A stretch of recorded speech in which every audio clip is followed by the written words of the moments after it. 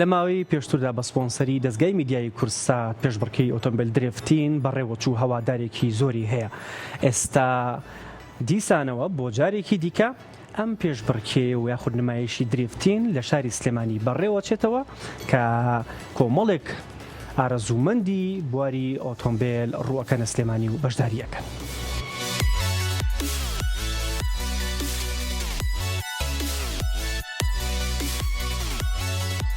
پاڵەوەندی وەرزشی کوردستان و یەکێتی وەرزشی عراقی بۆ نمایشی ئۆتۆمبیل پاڵەوانەتی GMS درفتین 2 ئەنجامەدەن لە شاری سلێمانی.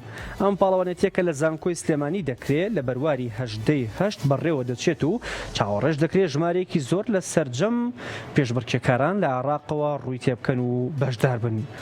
دەڵێن بۆ خۆیان ئەم چالاکیە بۆیانەکانە و قۆناغی یەکەمی پاڵەوانی تێکەشە کە بە پاڵەوانەتی عراق ناوی دەرکردووە و بڕیارە قۆناغی دووەمیش لە دەرەوەی هەرێمی کوردستان ئەنجام بدرێت. لە ئێستادا کۆمەڵێک لە بەشدار بووان بە ئامانجی بەدەستهێنانی پلەکانی پێشەوە بەردەوامن لە مەشق و ڕاهێنان هەرچەندە شوێنێکی تایبەت بە درفتین نییە، بەڵام وەرزشکاران گەراجەکان بەکارەهێن و شوێنە تایبەتەکان بۆ خۆیان دیاریەکەن تا دوور بن لە مەترسی و بەباشی خۆیان ئامادە بکەن.